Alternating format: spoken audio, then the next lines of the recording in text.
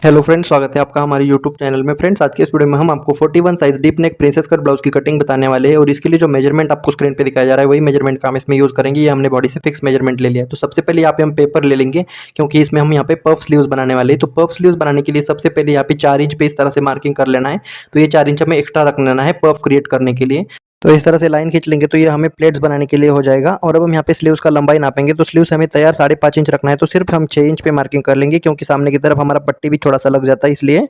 और ये कर लेने के बाद इस लाइन को हम आगे तक सीधा खींच लेना है। और ये खींच लेने के बाद अब हम दूसरा निशान यहाँ पे हम 3.25 इंच पे कर लेंगे स्लीव्स का शेप देने के लिए। तो इस 4 इंच को छोड़ते हुए हमें आगे स्लीव्स का मार्किंग डाल देना है। तो ये लाइन खींच लेने के बाद में अब हम यहाँ पे आर्मोल नापेंगे। तो बॉडी का फिक्स आर्मोल 18.5 इंच है, तो 19.5 काटेंगे। 19.5 का आधा पौने 10 होता है, लेकिन उसमें हम 3 पॉइंट कम कर देंगे क्योंकि राउंडिंग शेप में हमारा 3 पॉइंट यहाँ पे बढ़ जाता है इसलिए। तो ये हो जाने के बाद में अब हम सामने की तरफ जितना हमारा बॉटम है उतना हम यहाँ पे मार्किंग कर लेंगे 0.5 इंच लूज करते हुए। तो इस तरह से कर लेने के बाद इन दोनों निशानों को सीधा यहाँ पे तिरछा मिला लेंगे और पट्टी की इतना एक्स्ट्रा मार्जिन हम दे देंगे। और ये देने के बाद में अब हम इसको यहाँ पे तिरछा कर लेते हैं आधा पौना इंच। और ये हो जाने के बाद में अब हम यहाँ पे 3.25 इंच पे मार्किंग कर लेंगे और इस लाइन को नीचे वाली लाइन तक क्रॉस में मिला देंगे। और ये मिला देने के बाद में अब हम यहाँ पे 1 इंच बढ़ा देंगे पफ क्रिएट करने के लिए इस तरह से इस वाली लाइन पे। और अब हम यहाँ पे फ्रेंच कर्व की मदद से इसको गोलाई दे देंगे। तो सबसे पहले सामने की तरफ इस तरह से गोलाई शेप हम यहाँ पे दे देंगे। और ये देने के बाद अब हम स्केल को उल्टा रखते हुए थोड़ा सा इस तरह से करेंगे, और चाहे तो आप इस तरह से हाथ से भी इसको गोलाई दे सकते हो।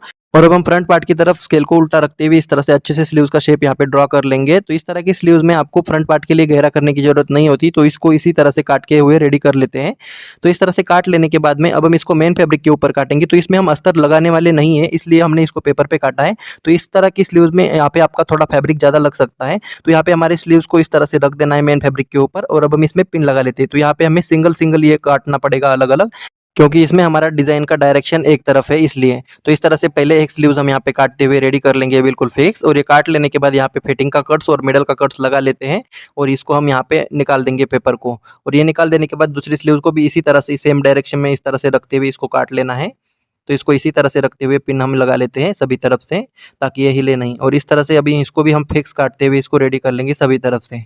तो देखिए इस तरह से हमने इसको काट लिया है। और अब हम दोनों भी स्लीव्स को एक के ऊपर एक रखेंगे और यहाँ पे चेक कर लेंगे दोनों बराबर हमारी होनी चाहिए। और अब हम यहाँ पे नीचे वाली साइड पे भी मिडल का हम यहाँ पे छोटा सा यहाँ पे कट्स लगा देते हैं ताकि हमें सिलाई में आसानी हो। तो यह हो जाने के बाद इसको हम साइड में रखेंगे और अब हम चलते हैं बैक पार्ट काटने की तरफ। तो यहाँ पे हम अस्तर को ले लेंगे और इसको खोल देंगे और बंद वाला साइड अपनी तरफ रखते हुए नीचे से एक मार्किंग कर लेंगे कपड़ा सीधा करने के लिए। और अब हम ब्लाउज का लेंथ नापेंगे। तो ब्लाउज का तैयार लेंथ हमें यहाँ पे 14.5 इंच रखना है, तो हम 15.5 इंच पे मार्किंग कर लेंगे। और अब हम दूसरा निशान ऊपर से 7 इंच पे कर लेंगे क्योंकि आर्मोल हमारा बड़ा है इसलिए।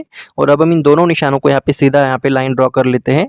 और ये ड्रॉ कर लेने के बाद ऊपर वाले निशान के ऊपर हमारा शोल्डर का मार्किंग डालेंगे। तो शोल्डर बॉडी का हमारा 16 इंच है, तो 16 का आधा 8 होता है, लेकिन इसमें हम 2 इंच माइनस कर देंगे 11 इंच डीप गले के लिए। तो इस तरह से इसको माइनस कर देना है। तो ये जितना भी बचेगा उतने में हम शोल्डर का वेट दे देंगे। तो शोल्डर हमें कम रखना है इसलिए हमने 2.25 इंच रखा है सिर्फ। और अब हम गले का निशान लगा लेंगे। गला 11 इंच है, तो 11.5 इंच पे मार्किंग कर लेंगे और इसको इस तरह से खींच लेना है। और अब हम यहाँ पे ऊपर जितना है उतना हम नीचे वाली लाइन पे मार्किंग करेंगे और इसको हम आधा इंच बढ़ा देंगे। तो इस तरह से बढ़ा देने के बाद अब हम यहाँ पे अपर चेस्ट का मार्किंग डालेंगे। तो अपर चेस्ट का सबसे पहले चौथा हिस्सा हमें ले लेना है और उसमें हम 0.5 इंच कम कर देना है, यानी टाइट कर रहे हैं 0.5 इंच क्योंकि गला हमारा ज़्यादा डीप है इसलिए। और अब हम यहाँ पे नीचे वाली साइड पे कमर का चौथा हिस्सा प्लस 1 इंच यहाँ पे डॉट के लिए लूज कर देंगे। और अब हम इन दोनों निशानों को इस तरह से मिला लेना है ऊपर तक, और पट्टी की जितना मार्जिन हम इसमें एक्स्ट्रा करेंगे। और अब हम इन दोनों निशानों को भी मिला लेंगे इस तरह से तिरछा। और अब हम यहाँ पे गले का निशान लगा लेंगे। तो गला हम मटका गला बना रहे हैं, तो ऊपर से हम 3 इंच पे मार्किंग कर लेंगे सबसे पहले और इसको इस तरह से थोड़ा सा राउंड शेप हम दे देंगे। और ये दे देने के बाद अब हम नीचे से इस तरह से शेप दे देंगे। तो यहाँ पे हम इसकी चौड़ाई 4 इंच रख रहे हैं, आप अपने अकॉर्डिंग कम ज़्यादा रख सकते हो। तो इस तरह से इसको कर लेना है। और ये कर लेने के बाद में अब हम इसको इस तरह से शेप दे देंगे मटके गले के जैसा। तो ये हमारा शेप इस तरह से लगकर रेडी हो जाता है बिल्कुल सफाई के साथ में। तो इस तरह से इसको लगा लेना है। और अब हम यहाँ पे आर्मोल का शेप ड्रॉ कर लेंगे। तो यहाँ पे हम फ्रेंच करो को इस तरह से रखते हुए इस शेप को लगा लेंगे। और अब हम इसको नाप के भी देखना है। तो ये रिजल्ट हमारा 0.25 इंच आना चाहिए। तो नापना किस तरह से वो देख लेते हैं। तो सबसे पहले ऊपर हम आधा इंच छोड़ देंगे और अब हम सामने की तरफ 3 पॉइंट छोड़ते हुए इसको राउंडिंग शेप में नाप के देखेंगे। तो यहाँ पे देखिए ये 9.5 इंच आ रहा है, यानी 0.5 इंच हमारा कम आ रहा है। तो इसको हम इस लाइन को थोड़ा सा नीचे ले लेंगे तो ये हमारा बिल्कुल परफेक्ट आ जाएगा। और अब हम इसको आपको नाप के भी फिर से दिखा देंगे। तो यहाँ पे देखिए इस तरह से इसको नापते हुए हम आपको दिखा देते हैं। तो यहाँ पे देखिए 0.25 हमारा परफेक्ट आ चुका है। और अब हम इसको यहाँ पे काट सकते हैं। तो सभी तरफ से हमें बिल्कुल फिक्स काट लेना है as it is. Friends, channel पर पहली बार आए तो सब्सक्राइब करके नोटिफिकेशन बेल को ऑन करें ताकि हमारे नए वीडियो की नोटिफिकेशन सबसे पहले आपके पास आ जाए। तो इस तरह से इसको काट लेने के बाद में अब हम यहाँ पे फिटिंग का कट्स और शोल्डर का कट्स यहाँ पे लगा लेंगे और डॉट लगाने के लिए यहाँ पे बिल्कुल बीचों बीच इस तरह से फोल्ड कर देंगे और यहाँ पे एक छोटा सा कट्स लगा देंगे और इसको क्रीज लगा लेते हैं। और अब हम इस निशान को यहाँ पे हाईलाइट कर लेंगे चौक से और इस डॉट को आप 5 इंच की जितना बड़ा लगा सकते हो। और देखिए जब हम इस डॉट को लगा लेते हैं तो ये इस तरह से नीचे झुक जाता है, तो इसको हम पहले से यहाँ पे आधा इंच काटेंगे तो ये हमारा कमर का पट्टी यहाँ पे बिल्कुल सीधा लगेगा। तो इस तरह से हमारा बैक पार्ट कट के रेडी हो जाता है। अब हम चलेंगे फ्रंट पार्ट की तरफ।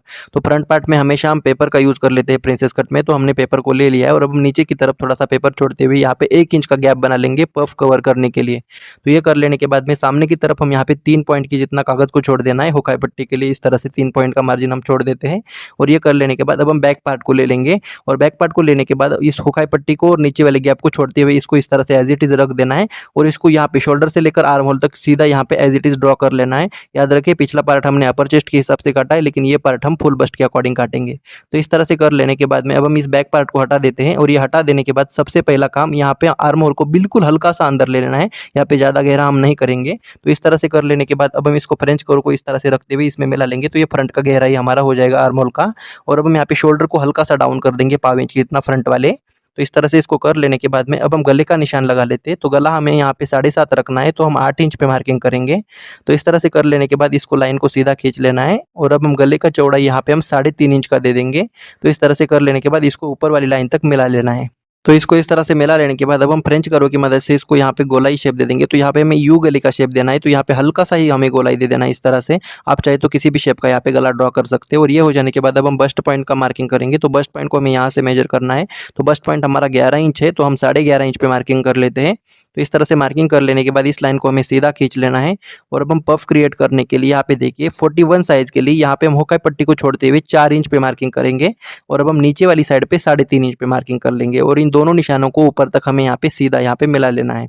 तो इस तरह से मिला लेने के बाद अब हम पफ क्रिएट करने के लिए इस लाइन पे हम 3.25 इंच पे मार्किंग करेंगे 41 साइज के लिए और इस लाइन को बिल्कुल सीधा ना करते हुए हल्का सा अंदर ले लेंगे तिरछा।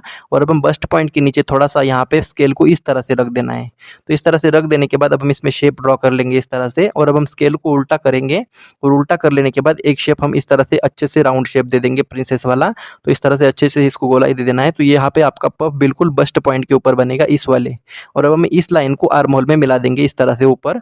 और ये हो जाने के बाद अब हमारा ये जो लाइन है इस लाइन पे हम फुल चेस्ट को मेजर करेंगे। तो हुकाई पट्टी को छोड़ते हुए फुल चेस्ट का चौथा हिस्सा हमें मेजर कर लेना है और इसमें हम 1 इंच का लूजिंग ऐड करेंगे इस तरह से। तो ये कर लेने के बाद में अब हम ये जो नीचे वाला हिस्सा है 3.5 इंच का, तो इसको इस तरह से पकड़ना है और इस वाले पॉइंट पे कमर का चौथा हिस्सा नापेंगे और आगे की तरफ हम 3.5 इंच को इस वाले माइनस कर देंगे और ये वाला लाइन और ऊपर वाला लाइन हमें इसमें मिला देना है बिल्कुल स्ट्रेट। तो इस तरह से इसको ऊपर तक मिला लेंगे और पट्टी की जितना मार्जिन हम इसमें भी दे देंगे।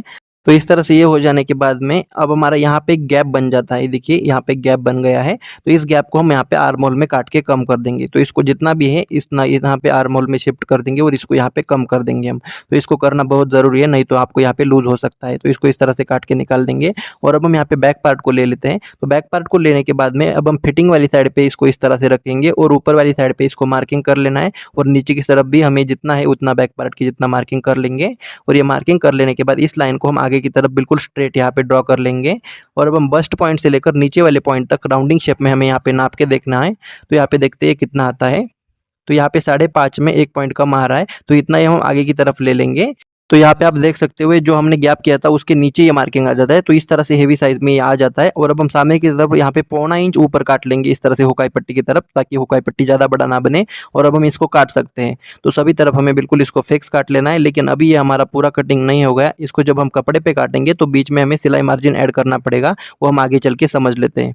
तो सबसे पहले इस तरह से बिल्कुल सफाई से इसको काट लेना है और ये काट लेने के बाद में अब हम यहाँ पे बस्ट पॉइंट का कट्स लगा देंगे और ये बस्ट पॉइंट की लाइन के ऊपर यहाँ पे एक पॉइंट का यहाँ पे सिर्फ छोटा सा डॉट क्रिएट कर देंगे। इसको सिर्फ हम पेपर पे करेंगे, इसको आपको कपड़े पे करने की जरूरत नहीं है। तो इस तरह से करने से आपकी फिटिंग बहुत परफेक्ट आ जाती है। तो ये कर लेने के बाद ये लाइन थोड़ा तिरछा हो जाता है, तो इसको सीधा करेंगे। तो यहाँ पे गले का चौड़ाई आपका 1.5 पॉइंट कम हो सकता है, तो इसमें कोई प्रॉब्लम नहीं है। तो इसको इस तरह से कर लेने के बाद इसको काट लेंगे। तो ये हमारा इस तरह से बन जाता है और ये हो जाने के बाद अब हम प्रिंसेस वाले शेप को भी यहाँ पे काटते हुए रेडी कर लेंगे बिल्कुल सफाई के साथ। तो इस तरह से इसको काट लेना है बिल्कुल सफाई से और ये काट लेने के बाद इसमें भी हम बस्ट पॉइंट का और फिटिंग का कट्स लगा लेते हैं। और ये हो जाने के बाद अब हम इसको कपड़े पे काटेंगे। तो कपड़े पे काटने के लिए इस तरह से कपड़े को ले लेना है और इसके ऊपर पेपर को रखेंगे और अब हम इसमें पिन लगा लेते हैं सभी तरफ से। तो इस तरह से पिन लगा लेने से ये हिलेगा नहीं। और अब नीचे से बराबर काटेंगे, लेकिन इस वाली साइड पे सिलाई मार्जिन बढ़ा देंगे जितना आप सिलाई में दबाना चाहते हो उतना, और बाकी सभी तरफ हम एज इट इज काटते हुए रेडी कर लेंगे इसको। तो देखिए इस तरह से काट लेने के बाद अब हम इस हुकाई पट्टी की लाइन को इस तरह से मार्किंग व्हील की मदद से क्रीज लगा लेंगे और बस्ट पॉइंट का कट्स लगा लेते हैं। और अब हम पेपर को हटा देंगे और जो हमने क्रीज लगाई है इसके ऊपर हम चॉक से हाईलाइट कर लेंगे इस तरह से, और ये यहाँ पे बस्ट पॉइंट को भी हाईलाइट कर लेंगे। तो इस तरह से हमारा ये पार्ट हो जाता है। अब हम प्रिंसेस वाले शेप भी काट लेते हैं इसी तरह से। तो इसको भी हमें इस तरह से इसको रख देना है और अब हम इसमें भी पिन लगा लेते हैं ताकि ये हिले नहीं। तो इसको इस तरह से कर लेने के बाद नीचे वाली साइड पे बराबर काटेंगे और इस वाली साइड पे भी बराबर काटेंगे, लेकिन इस वाली साइड पे सिलाई मार्जिन बढ़ा देंगे जितना आप सिलाई में दबाते हो उतना, और बाकी इस तरह से काटते हुए इसको रेडी कर लेना है फिक्स।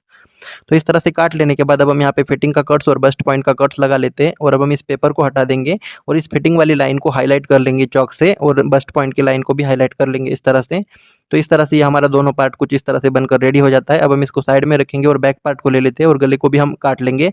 तो प्रिंसेस कट में हमेशा गले को हम बाद में ही काट लेते हैं। तो इस तरह से काट लेने के बाद ये हमारा पूरा ब्लाउज का कटिंग इस तरह से रेडी हो जाता है। तो आज का ये कटिंग आपको कैसा लगा आप हमें कमेंट करके जरूर बताएं। वीडियो पसंद आए तो लाइक करना मत भूलिए। मिलते हैं अगले नए वीडियो में, तब तक के लिए जय हिंद जय भारत।